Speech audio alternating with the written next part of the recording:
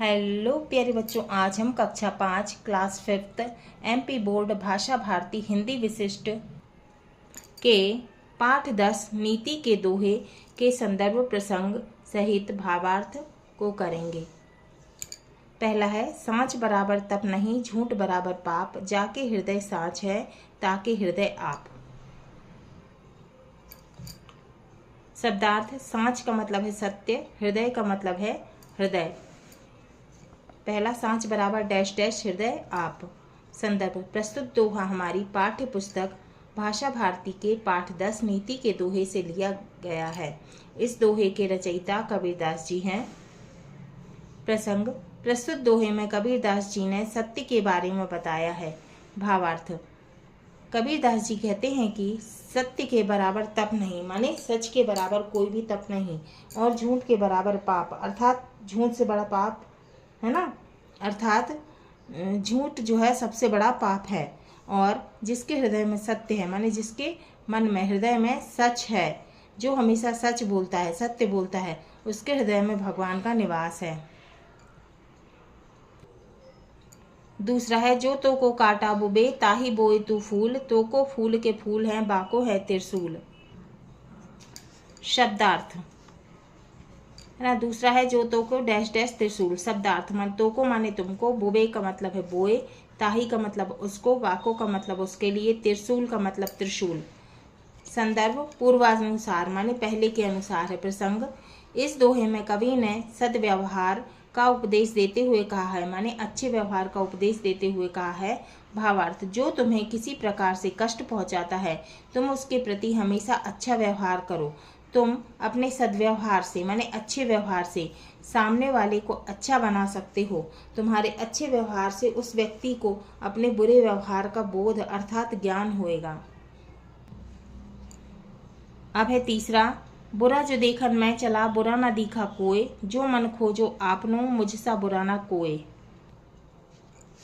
तीसरा है, बुरा जो देखन डैश ना कोय। शब्दार्थ, देखन माने देखने, दिखा माने दिखा, खोजो माने खोजना, आपनो माने स्वयं का, कोई का मतलब होता है कोई। संदर्भ, पूर्वत है। प्रसंग, इस दोहे में कवि ने आत्मनिरीक्षण माने अपने स्वयं का निरीक्षण करने पर जोर देते हुए कहा है। भावार्थ, हम प्रायः दूसरों में बुराई खोजते हैं, वास्तव में बुरा कोई नहीं, बुराई तो हमारे मन में है, इसीलिए हमें दूसरों में बुराई दिखाई देती है। हमें सबसे पहले अपनी बुराई को दूर करना चाहिए। चौथा है, खीरा सिरते काटिके मलियत लौन लगाए, रहीमन करुए मुखन को चाहियत इहे सजाए। शब्दार्थ, इहे का मतलब यही, सजाए का मतलब सजा, खीरा का मतलब ककड़ी, मलियत का मतलब मलना, लौन का मतलब नमक, और करुए का मतलब कड़वे। संदर्भ, चौथा है, खीरा से डैश डैश डैश इसे सजाए। संदर्भ है, यह पद्यांश की पंक्तियां हमारी पाठ्य पुस्तक भाषा भारती के पाठ 10 नीति के दोहे से ली गई है। इसके रचयिता रहीम कवि हैं। प्रसंग, इस दोहे में रहीम कवि ने खीरा अर्थात ककड़ी और कड़वे वचन के बारे में बताया है। भावार्थ, जिस तरह खीरे अर्थात ककड़ी को सिर से काटकर उसका कड़वापन दूर करने के लिए नमक लगाया जाता है, उसी प्रकार कड़वे वचन बोलने वाले को भी यही सजा होनी चाहिए।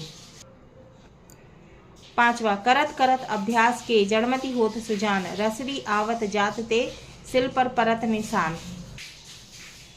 पांचवा, करत करत डैश परत निशान। संदर्भ, प्रस्तुत पद्यांश हमारी पाठ्य पुस्तक भाषा भारती के पाठ 10 नीति के दोहे से अवतरित है। इसके रचयिता वृंद है। प्रसंग, प्रस्तुत पद्यांश में कवि वृंद ने निरंतर अभ्यास करने की सीख दी है। भावार्थ, कवि वृंद कहते हैं कि जिस प्रकार कुएं की चरखी पर निरंतर माने लगातार चलने वाली मामूली रस्सी से कुएं का पत्थर भी घिसने लगता है, अर्थात उस पर निशान पड़ जाते हैं, उसी प्रकार लगातार अभ्यास करने से मूर्ख से मूर्ख मनुष्य भी चतुर व गुणी बन जाता है। अतः मनुष्य को किसी भी कार्य में मनवांछित सफलता की प्राप्ति के लिए सतत माने लगातार प्रयास करते रहना चाहिए।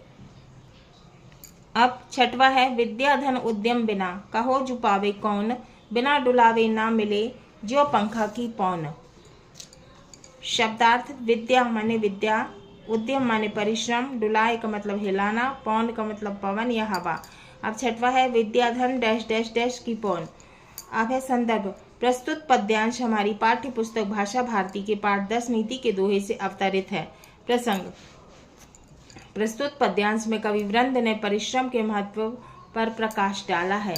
भावार्थ, कवि वृंद कहते हैं कि जिस प्रकार गर्मी के समय में बिना पंखे को हिलाए उसकी हवा का आनंद नहीं लिया जा सकता, ठीक उसी प्रकार विद्या रूपी धन को, है ना, विद्या रूपी धन को बिना परिश्रम से प्राप्त नहीं किया जा सकता, माने बिना मेहनत के प्राप्त किया नहीं जा सकता। अर्थात प्रत्येक व्यक्ति को अपने अभिष्ट की प्राप्ति के लिए कठिन परिश्रम करना चाहिए, माने कठिन मेहनत करना चाहिए।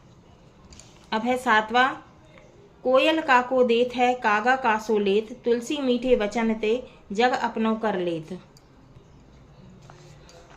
सातवां, कोयल काको डैश डैश कर लेत। शब्दार्थ, काको का मतलब है किसको, देत का मतलब है देती है, कागा का मतलब कौआ, कासो का मतलब किसके। अब संदर्भ है, प्रस्तुत दोहे की पंक्तियां हमारी पाठ्य पुस्तक भाषा भारती के पाठ 10 नीति के दोहे से ली गई है। इसके रचयिता तुलसीदास जी हैं। प्रसंग, इन पंक्तियों में कवि ने मीठी बोली का वर्णन किया है।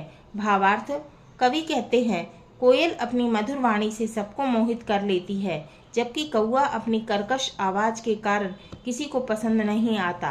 तुलसीदास जी कहते हैं कि मीठे वचन बोलने से दुनिया को अपना बनाया जा सकता है, भले ही कोयल किसी को कुछ नहीं देती है और कौआ किसी से कुछ नहीं लेता है।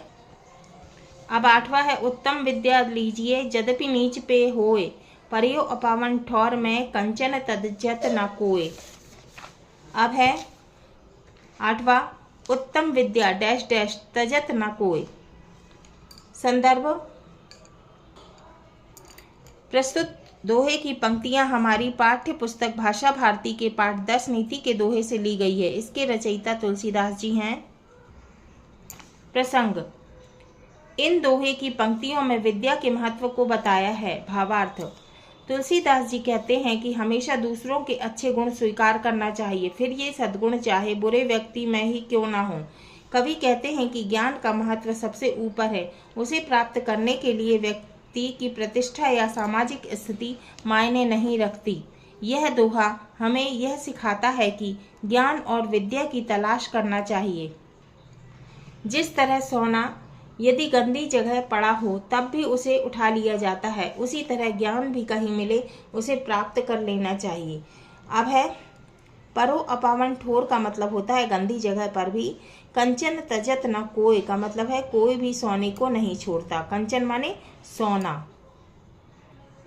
हाँ तो बच्चों, ये हमारा पाठ 10 नीति के दोहे के संदर्भ प्रसंग सहित भावार्थ पूरे हुए।